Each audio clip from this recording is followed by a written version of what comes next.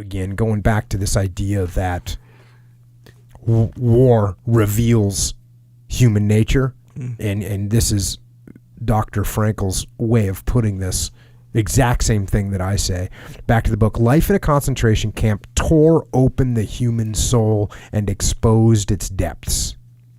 Is it surprising that in those depths we again found only human qualities which in their very nature were a mixture of good and evil? The rift dividing good from evil, which goes through all human beings, reaches into the lowest depths and becomes apparent even on the bottom of the abyss which is laid open by the concentration camp. So we've got this idea once again that there's a dichotomy in people.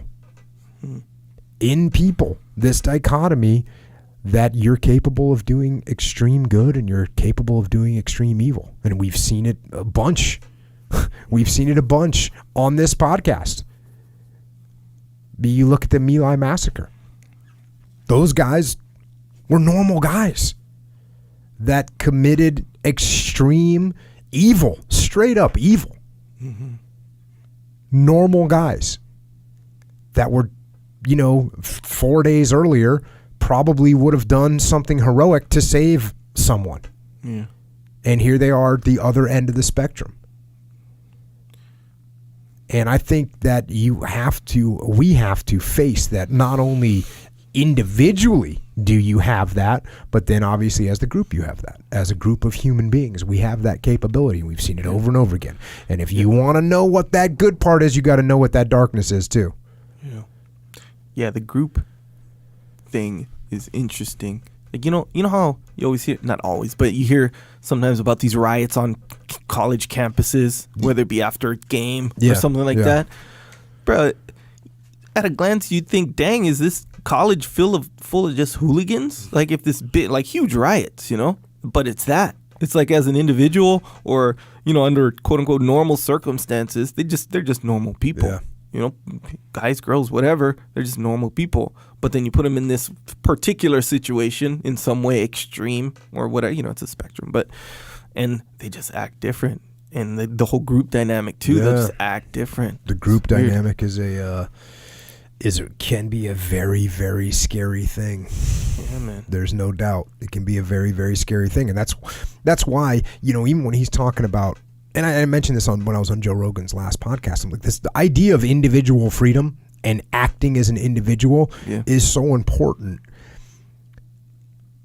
as to structure your life around, to say, look, I'm not part of this group. This group is not me. Yeah. This group is not me. They don't represent me.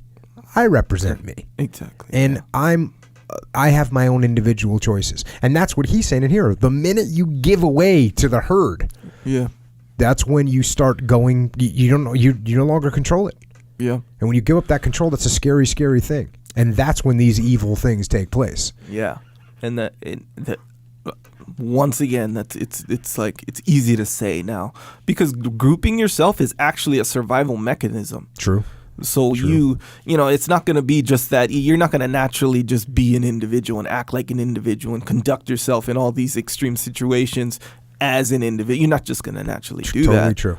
So I guess it just helps to know these things. Well, like that's you're 100% right on both facets. Number one, yes, grouping and fitting in is a survival instinct that people have, and that's why trends happen, and that's why nations happen, and that's why groups occur in people. And politics. Yeah, and politics and in everything, right? They get into these groups, and I mean, it's weird now because with the internet, you can have groups, you can be part of these groups anonymously. Whatever group you want. And you can connect with all these different people. Yeah. But it's also important to make sure that you do remember that you are an individual, that that you don't want to give up that last shred of human will to decide what your attitude is going to be. Yeah, dang. And today, in our luxurious society, if you can consciously navigate your way clear of that, of falling into the group trap. Is what it is. It's a trap because you don't have. If you can do that successfully, bro, you won't fall for the tricks, man. Like that's the thing. We all get tricked, all the way down to just something as seemingly benign as marketing. Just man, you'll just fall for way less tricks. You don't like those tricks out there in the world, do you? No, I don't. Probably fell for too many of them, I think.